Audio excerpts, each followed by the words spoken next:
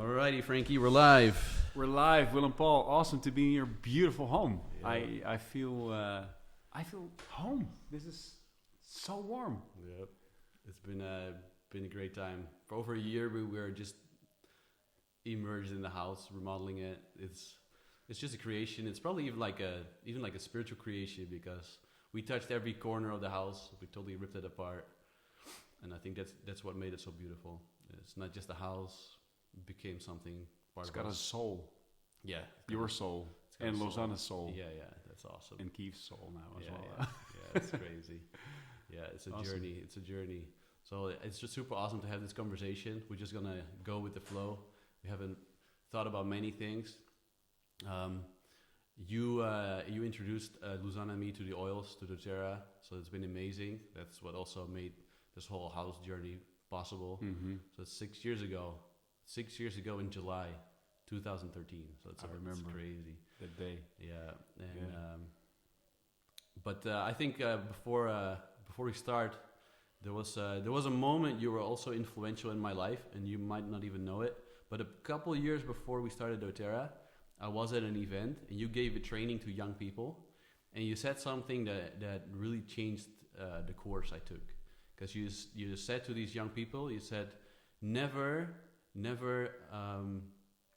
skip on education, never save money on investing on yourself. Mm-hmm. And at that time, I was thinking about if I wanted to go do a master training in NLP, because I just had finished my first. And but at that time, I just returned from a 2-year voluntary thing abroad, so I had very little money, and that training cost me a lot of money. So I was thinking, I'm not sure if I can just do this. And when you told me that, when you said that in the training, I was like, okay, I'm just going to do it. I'm going to wing it. And the funny thing is I said yes to that training, and it took me a year of training. And I made a deal with the trainers that I was allowed to pay the full fee of the training at the last day of the exam. So they allowed me to just start the training, and I didn't have the money until the last week of the year. Wow. And that's when Good salesmanship, Paul. I made sure the money was on their account on the Right. day of the exam. Right. And that's just a weird thing, just jumping into it.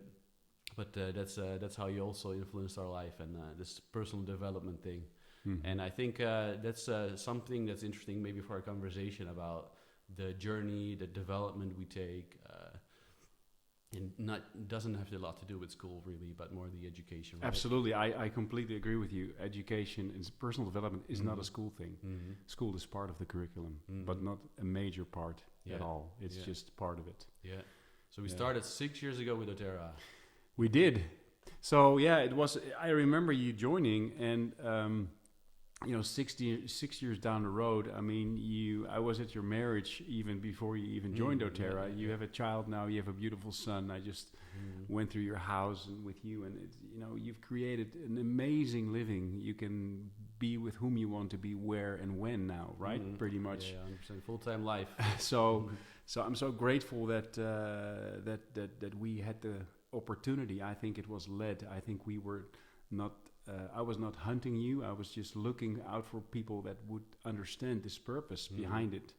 And what you did for me during the course, and I'm ever grateful for you, is that you took me to Lesbos to actually, you got connected with a group that was there already, and from there on we just started our journey together to serve as well, which has been a most amazing time so far, and it's not yet over. In fact, we're in the middle of beautiful things happening. So I love the relationship that has come to pass through through friendship first of all, and then of course doTERRA. Yeah. doTERRA is more like a vehicle to do good things with great people. Yeah. Just to deepen the friendships. Yes. It's a perfect excuse It's a to do good things. yeah, it is. And I was, thinking about our individual journeries, because they have been different. I mean, you came from an artist background. I came from a business background. We already had set foot in what we both were very good at. And I mean, you still are an amazing artist. I'm an entrepreneur, or I was, and I still am. Shifted a little bit towards social entrepreneurship now. But tell me a little bit about what I'm very interested in, and then of course tell me what you feel. But what were the stumbling blocks?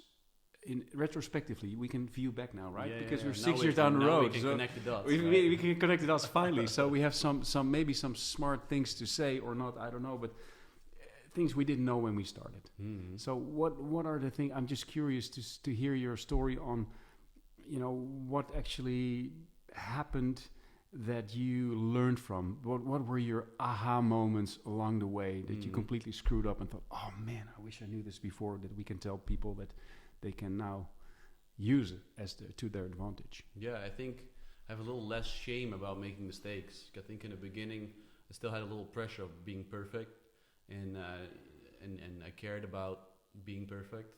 And I think if I look back, like having less shame, less.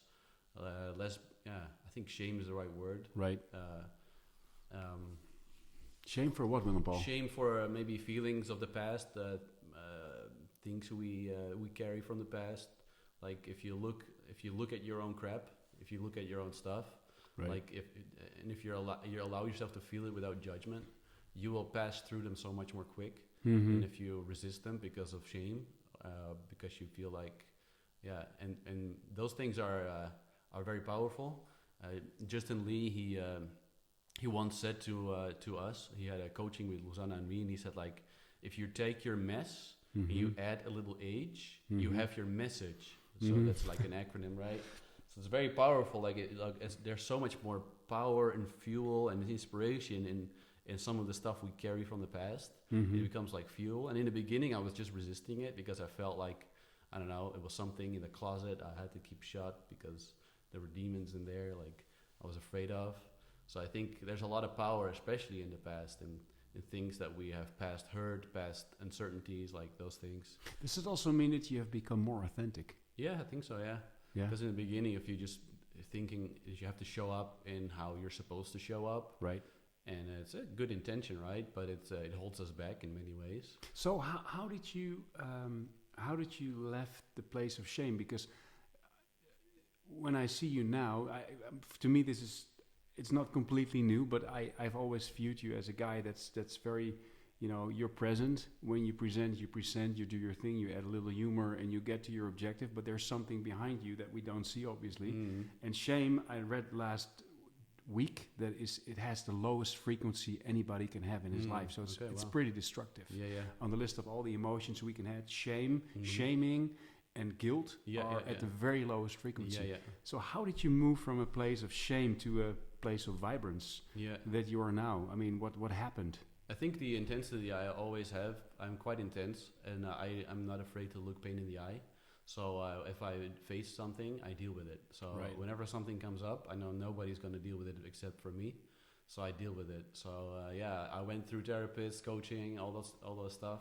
Like I like those memes on the internet where you see those sunglasses come on, like you see a cat because the sunglasses it says deal with it. Yeah. Right. It's like that's how I feel about stuff. Like when stuff comes up, you deal with it. And so I think I read a book from Brene Brown. Right now she's very big with her Netflix. But I think 4 or 5 years ago I got that book from Tammy Miller, our upline. And she gave it to me. It was the right timing for me because I had like my own personal nervous breakdown / breakthrough. And I think that helped me. Like so if you look for there's so many amazing books and podcasts and stuff out there, like that helps you to kind of heal, to unpack yourself. Right. And it's no shame that we have our backpacks because I think they're meant to be there. Yeah. So you are now in a place that you with a son that was born recently, 3 months ago. Congratulations with that. Still, you're in a place now that you look towards that in a different way. When you also grow your child, what's the paradigm? Because there's been a paradigm shift, I think, right, in what was and what is. Yeah. How do you go about this now? Yeah, I think we're letting it come. So it's like there's not struggle, there's not like something that I have to like ego fight or whatever. I'm more like just curious about what the universe or God like wants to use us for, and so it's a lot more taking quiet moments and letting stuff come, enjoying the moment, and awesome. But still have the really intensity always to live. Yeah. Yeah, and living for me is not just sitting still. No. So this intensity. It's moving. It will always move in a direction. Yeah. Yeah. To bring color, bring hope, like that stuff drives me. So yeah. So there was also a moment, I heard you and Loes spoke in London, I think a year and a half ago, and the word grinding comes to mind. There's also a relationship you had with money at the time, 6 years. Do you want to talk about that a little bit? Because that was also part of the journey, I think. Yeah. I think my wife and me, we both come from families that are doing fairly well with money, but just like I don't know, it's still the, how do you say it? It's the working class still. Yeah. So it's still like you have to work really hard. Yeah. Money is earned by sweating and blood, and you have to suffer a little bit for money. So a little bit, sometimes a little much. Yeah. No? So if you have those beliefs, then you think I'm only allowed to make money if I suffer a little bit or much. So then that you bring that, right? And we had our art business. It went really well, but still it was grinding, and we're good at grinding. And I think sometimes you can be proud of grinding, and you can kind of hold on to grinding, even though it's not necessary anymore, because but our ego likes the grinding. Yeah, because what does it say? Yeah, it says you're worth something because you worked for it. And sweat. Yeah. So now you're good. Yeah, now you're better than others. Yeah. So those beliefs, and what is your belief now? So the last year was a big shift for me, because I totally went out of the business because I focus on the house remodeling. Because right now we're Blue Diamond, where it worked to kind of check out. So we focused completely on the house. My wife was pregnant. We focused on the remodeling for a year. You were out. I was completely in retirement mode, kind of. Yeah. Nice. Not even 35 and in retiring mode. Yeah. Awesome. And but I got panic attacks. So I got panic attacks because I have a belief that I always have to outgive more than I receive. So this brought me to where I am, because outgiving is always a good thing, right? It's good for business if you always outgive. Right. But for your spirit, for your soul, it's not a good balance. No. If you always kind of compulsively outgive, because if you don't, you feel the universe is going to collapse on you. So tell me, what exactly does it mean if you have a feeling? I always had to feel that I had to give more than I was receiving. Okay, so also being present, so giving, just giving more energy, putting more energy in or time in it than I was receiving. Right. So receiving money, receiving help, I always had to feel like, well, I'm balancing it out by giving even more. You have to show up. I have to show up always more. So this year was this year I didn't show up at all. Like this was tough for you then, and I received a lot of help. So like I had every week I had tens of people helping at a house, volunteers, friends. Yeah. I had money coming in every month that I didn't work an hour for that whole month. That is the doTERRA money. The doTERRA machine that kept running. Yeah. So we got a ton of money. That's how we were able to renovate the house completely. So you were actually... I was not in my mind and my soul. Let me put this for the listeners.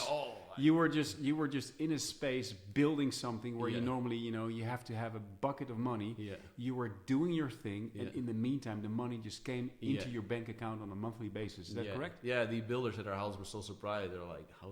Like, where does this guy get the money from? Are you working? I never see you do anything." Okay. Just you checking, Thank you, doTERRA. Checking your phone every once in a while.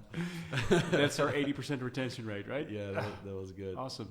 But the thing is that it was very interesting for me, because I had to acknowledge that. So I had to kind of figure out, why am I breathing really shallow? Not just because I was running stairs all the day long, but I was like, where does this anxiety come from? Right. And I was like, it's just something inside of me is panicking. So that belief was freaking out that the whole world was gonna collapse and die, just because I wasn't outgiving anymore. I was receiving way more. Right. But this is what I was needed to heal, right? So these healing things always kind of happen in a way that feels a little painful, stressful, or chaotic, but it helps you to disrupt your beliefs. So until I became really calm and being okay with just receiving, and it helped to right now that there's a new desire to show up and to give, but it's not combined with anxiety. It's not combined with compulsiveness. It's not combined with having to or forcing to or this you have to. Otherwise, there's no fear in the mix. No anymore. punishment, no shame. There's nothing. no fear also, like this No. fear of if you don't, everything will break. No. So it's a way more joyful, spontaneous. It's just a next level thing, right? Where does it come from? Where does it originate? Yeah, I have no clue. So yeah, it's just.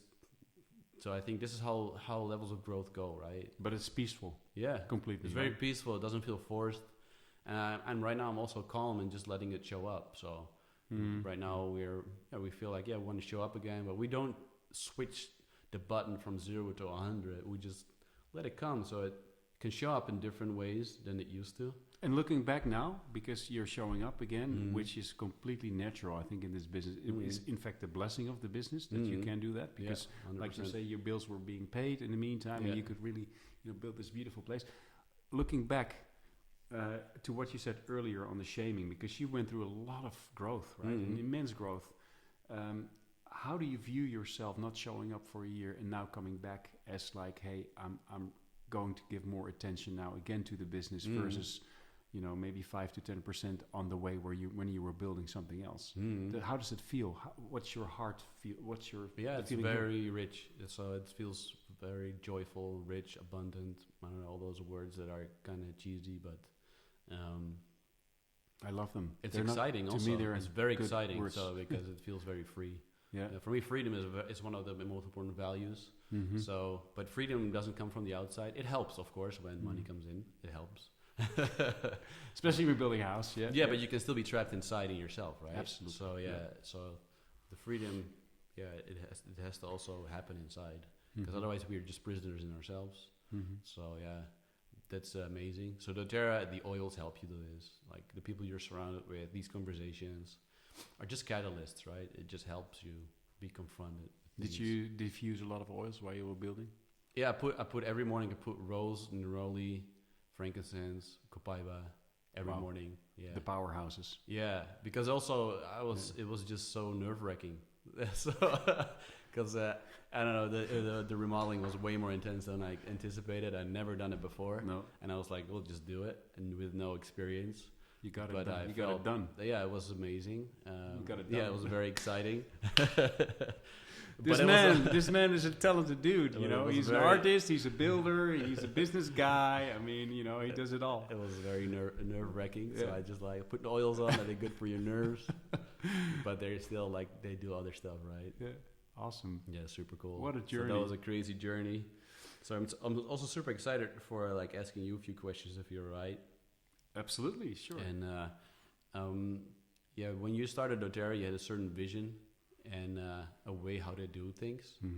And like if you look back, what was a big change for you? What was a big change from how you started in the beginning and how you shifted in a way? Like, do you still remember? Of course, there's many, but do you remember some changes or some insights or some things that you felt that helped you be different in the business or as a person? Well, many things come to mind, Willem Paul. But when I started doTERRA, I already was at a place in 2014. I just sold People Access to Talentsoft. So I was in a place of rest and comfort. But of course, I also realized that being too comfortable in a way is not going to create growth. So I reinvested my assets to the extent that at some point I felt also I had to generate new cash. And the dream that I had with doTERRA was to be financially independent based on the cash flows on a monthly basis that would come in. Not just eating up your capital, but also not having to work for that as a lifetime job. Yeah. Because I just finished a lifetime job and I wanted to have some freedom. A life, I want to have a life, you put a lot of time and hours in that corporate job. I did, and I had a lot of other engagements that sucked up my time. And of course, I have 3 beautiful daughters and a lovely wife. I just want to be home and be with them and be present. So my expectations when I started was that this journey will somehow lead to a moment where I have a tipping point that I don't have to go to my bank account and withdraw cash to live on. Yeah. And that was a phase, I think the first year was a bit of a phase of unbelief. Couldn't be true. It couldn't be true. Although I know that the calculus made sense. Yeah. You know, I read the bonus plans, but you have to actually do an oil transaction in order to materialize those dreams, right? It doesn't come, there's no free lunch in doTERRA. You have to have people that, you know, are connected to you, they feel you, and they want to be with you. So at some point I decided to do this, to give this time. So the first year was just a side job. I think I paid maybe 10 to 15 hours. And on that 15-hour deal, I became platinum and even hit diamond, but it was not really my thing, right? So in 15, I decided, okay, let's give this... You were just with one toe in the water. Or maybe Yeah, 5 toes in the water. yeah. But not with 10 toes. No, for sure not. For sure not, you know. And you know, to be honest with you, I don't want to be with 10 toes in the water. No, but doTERRA I mean commitment-wise. Commitment-wise, Yeah. absolutely. Not time-wise, but with True, your... absolutely. Well said. So time-wise, I will always, I need my freedom to do full-time my life, other part-time doTERRA. 100%. So the change came when I actually felt that, you know, what I focus on will what the result will be. And what I focus on is what I feel. And I wasn't connected to doTERRA. I would not wear a shirt with doTERRA. I was not... There was no O on your shirt? The O, if there was an O, it would be of my last name, but certainly not of doTERRA. So I had to change my paradigm here, and I had to really take full accountability of the choice of becoming a doTERRA wellness advocate. So as soon as I did that, you know, I dove into the business model more. I started to engage with people, and I had said no to people. And some people approached me, can you coach me? And I simply couldn't, because I was also still in the selling phase of my business. So I probably wasn't the upline for you or for anybody that would have loved to have me as an upline, because I didn't show up simply because there were 50 people that were on my payroll, and there were 60 countries that I did my IT business in. I just want to make this clear in this interview that I couldn't do that even if I wanted to. So my first year was just a very lazy, sloppy doTERRA year. When I realized that I had to own it, things changed. So my learning is that anybody that is really committed to a cause can do it, but you have to live it. You have to have the willingness to really say, hey, I am doTERRA. Yes, I use the oils. I always feel now that, you know, if you have the willingness to put a sticker on the back of your car, I don't say you have to do it, but if you have the willingness and the guts to do that, I think you're in the mode that you actually start to be in the game, be a product of the product, you know, sharing it naturally, associate yourself with the company, not have the bias for MLM anymore in this business. If you were selling Tupperware, it would be different, but I am not afraid. I don't shun any discussions on our model in our business. And Willem Paul, these things had to grow for me. Yeah. Right? Because when I started, I was still like, what if the... Do I want my Harvard... went to Harvard, right? Or entrepreneurship at Harvard, executive education. Do you want my alumni friends to know that I'm doing this? Am I doing this stuff? Another thing that I was really reluctant for. You know, what if the company gets a bad rap? You know, what if my name gets smeared? Or what if this wintergreen is going into an eye of a child, and you know he gets blind, or you know I get sued or whatever. You know what then? You know what if the kind Dutch of FDA fear things? These fears exactly. That's perfect. It was a fear thing, and I let that go at some point, because you know these guys and that one woman in the management team. I think they should probably add some more female power at some point, but I hope they will. But I love what they're doing, and they are so committed and so truthful. The fear game. No, they're not. They're not playing the fear game, you know.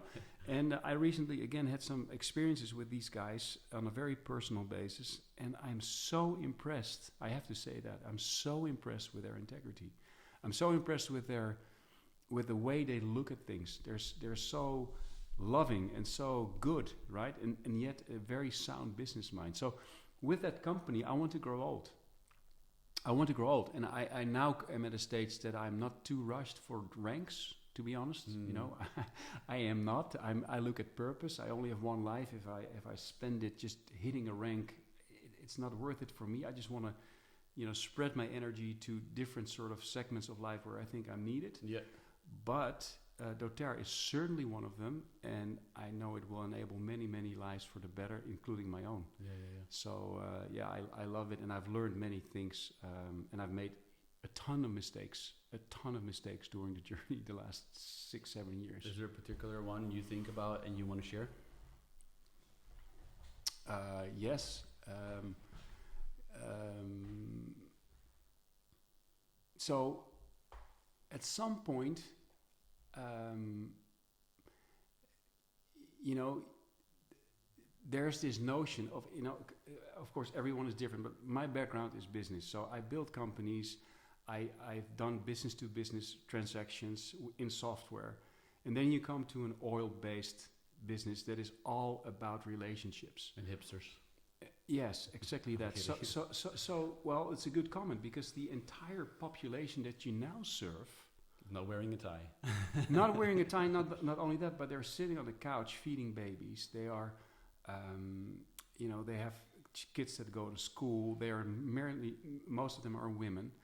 And for me, the shift to the notion that I have to really love the people, yeah, I learned that in other aspects of my life. But you still love them, but how to show it, right? Isn't that right? Yes, and connect with them. So I had to make a shift, Willem Paul, because you know, I was always used to this interaction with people on a business level. You know, when we talk about things and you were surrounded by sharks. I was surrounded by sharks, but if we agreed on things, you know, we would do it. Yeah. If we would not do it, there was disengagement from my end. Yeah. Period. Like, you know, boom, it would go next. Business. Yeah. Exactly. There were zeros and there were ones.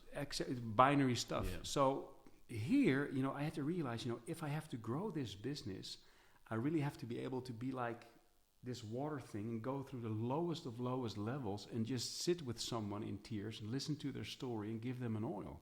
Yeah. Right? And you, of course, if you build a business, this cannot be your daily job. But I had to resist it, to be okay with exactly. it. Yeah. And I had to make the step. So for me, it was judgment about it. Yeah, it was a step to humility, and it was a step to go back to a place where I love to be, but I hadn't been there for a while. Yeah. Because I had my you were surrounded by something else. Yeah, I was surrounded by a machine that was working. I just had to sort of look at my buttons on my dashboard, and I could see what would go wrong. I would do a few calls. I would delegate stuff. Yeah. And here I am, you know, sitting in living rooms doing sometimes even a class. Nobody taking delegations. Nobody taking delegations. Nobody taking ownership. So my point is, you know, what I learned is that I had to love people. I still had to make decisions, you know. I still am looking for committed. It's still business, yeah. It's still business. So, you know, in the front line and the line below that, I want to have committed, capable, conscious, crazy, all those 4 C's. People, but with that, I also have to open my heart to them. Yeah. And also, you know, share their pain. Yeah. And not say, okay, I don't have time for your pain now because I have to go to another meeting. I have to be there. I have to be totally present. Different. So yeah, that was for me an eye opener. Yeah. And also the emotional, there's a lot of emotional women stuff in businesses. There's gossip, there is drama, there is all kinds of stuff that I wasn't used to. Of course, I have 3 girls at home, but there's a different relationship being their dad than with women that I hardly know, that have an opinion and that go nuts on things. Throw stuff at you. And I had to learn also to let that go. Yeah. All right, and to leave not it. Inhale everything. Yeah. Because you went from kind of being protected by a shield as a corporate person, and now in doTERRA you have to take off that shield, but then don't go to all the way the other side and inhaling everything, right? Correct. So like, if you inhale, that's not a 0 and a 1 either. No, but you get ill if you do that. Yeah, it's very difficult to not see things black and white like this, right? Correct. It's not like correct. You had to be sensitive, but it doesn't mean like being loving and sensitive doesn't mean that you care about everybody's opinion. True. It's a very difficult thing. I had to go through that too. You realize you experience that. You have thousands of people and you connect with so many people, and some people love you for something that another person hates you for it. And if you start inhaling that, you become toxic. You become toxic. And it's perfectly fine if people hate you because, you know, if you please everybody, nobody likes it, first of all. Yeah, but it's easy to say though, right? It is easy to say, but freaking painful. But you can do it. You can. And another thing, very painful to go through it. Like, it is, yeah. You have to kind of learn how to not become like hard. Like it's really easy to just become aggressive to it. To like, But if, on the like other hand, F them, like, and then you become hard and your heart Yeah. closes. Like it's Yeah, very difficult to stay with the positive and not be, I don't know, kind of, I don't know, lose your focus or attention because it kind of hurts. It touches you. You have to learn how to let it go in a way. Mm-hmm. It's not easy, but very, very important. If you don't do it, you can't really grow, right, in the business. You can't. No, because you don't want to become visible anymore. You want to hide. Yeah, and sometimes you have to hide. Yeah, right. I have for had healing for healing things. for healing things. yourself. I had a death in my family, a few deaths in my family recently, and I didn't show up. Yeah. And people were banging on my door. And with Facebook, and there's 22,000 or 25,000 people on my team right now. Everybody knows how to find me, and they knock on my door, and sometimes I don't answer. No, just and they get works. peed off about it, and I say, look, I'm not responding because I simply can't right now. Yeah. So these kind of dynamics were new to me. Yeah. Right? To actually have that kind of crowd that's in your face all the time, and where you have to find a balance of love and sometimes being, a little less receptive because of your own heart that also is human, right? Yeah. And if we talk about development, right? Like these kind of developments, like did you just wait at home till your heart changed? Or how did you No, I never wait at home till my heart changes. My heart has changed a lot, I tell you, during the last 5 to 10 years. I've made a tremendous shift. And I'm so grateful that I really have come to find who I am. Mm-hmm. And this sounds very pretentious because I still don't know exactly how it's a journey, right? How it is, but I found pieces of myself, and I'm so grateful that I have taken full accountability of my life. Yeah. And my heart is absolutely my compass and my GPS, my intuition. Yeah. And it has never led me astray. Yeah. So I'm grateful for that. doTERRA has played a role in that. And I must say that I'm at a space and point in my life now that I'm so grateful. Mm-hmm. I'm looking at my children. I'm looking at where I am, my freedom, I'm looking at my how I feel I can manifest things that I've never been able to manifest in the way I do it now. Mm-hmm. And this manifesting thing, do you want to say anything more about that? This manifesting thing. Well, it's maybe the notion of creation. We're able to create our own story. We can write our own stories. We can change our state in a heartbeat if we know how to do it, right? If we don't want drama, let's quit drama. Let's be happy again and start over. We can do that any second of the day. But towards manifestation, I strongly believe that anything that we want to manifest in life is first created in the spirit. Like you talked about your house, right? 100%. So what I've come to learn is that if we tune in with our hearts on purposes that we want to achieve and see how truthful we are towards the goal, is it really the truthfulness of our heart that is speaking? Yeah, or ego, or is it our heart or ego? Yeah, or is it in some other motive? Yeah. And if it really, because our heart will never lead us astray, intuition will never lead us astray. But if we can connect into our objectives in a pure way, that also the cosmos or God or whatever you want to call it aligns with us, it's a done deal. Yeah. And so often then it's just letting it come, right? Yes, yes, 100%. Right? Just trusting it will show up. Then you trust the process. But some might through your dreams, some might through books, some might through people that you meet. Your actions even. Yeah, right? Through your actions. But you wake up in the morning, you know what to do, you know what exactly. What to do. But the point is that actions are just part of the mix. And in the old days, I was always out there to create the waves. I've been in corporate creating waves all the time. I'm very good at that. I can create a wave. But I'm not the creator. The creator is a larger force than me, way larger force than me. I'm just there's more surrender. There's more surrender in it than just exactly. And now I'm sort of more in a situation where I really try to tune in to into that purpose that I want to achieve, whether it be something social or something material or something or both or whatever, And as long as I stay connected here, and I feel that it's good, and there's love attached to it, pure love, it's a done deal. Yeah. And I let it be. Yeah. And when I let it, it happens. You can become super surprised, right? It's amazing. Yeah, And that I feel like I'm in a Tellcell movie. It's amazing. but it's the way it works. Yeah, then you can be like, it can become, most of the time it will be way more amazing than you even imagined, right? Exactly. Yeah, that's what happened to our house. Like we thought, oh, it's gonna be nice, but when it was done, it was like 10 times more amazing than I thought. And I had one really painful lesson in the house that had to do with manifesting, because somewhere almost at the end, I started receiving all kinds of, I don't know, signs that I also had to do something else in the house. But at that moment, I was done. So I was kind of like laughing it away. And like a couple months later, when the house was finished, I was like, oh crap, why didn't I do that?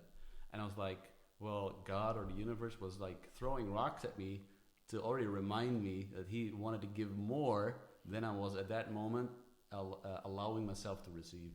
Beautiful. Yeah, so I can overcome that pain, but I'm always being confronted in the house, and I'm like, this could have been different. And it's because I was just, my mind was closed at that moment, because I was just, I don't know, not ready to receive, because I thought, no, this is crazy. You can't, there's not this also. Yeah. And so it's just, most of the time it's us stopping things to come to us, right? Yeah, and it's, it actually gives hope, right? There's so much that wants to come to us, that wants to show up. And it's a powerful lesson. And in doTERRA, this is very, you can almost like feel it. You can feel it, and the oils help such a great deal. I think so too. Yeah, you can tune us in. And I'm so glad what you say, Willem-Paul, because your experience with your house and how the Lord or how the universe or again whatever force of light, whatever higher source that gives you wanted hope, to help you with something that you. That you wanted to receive subconsciously, but consciously we're not ready for. I was like, no, not also this. Like I was stretched so far. Yeah, because you're on the couch out basically, so you're not ready to receive. There was no couch in the house yet. But think about it. On the floor, I was just done. But how often in business are we like that? You know, we are. Our mind shut off. Like we've done enough. Or like we feel depleted, right? Yeah, or we just don't have the. I don't know. I think if you say faith, it just sounds weird, but like. Maybe we think it's not even possible. Like it's just not.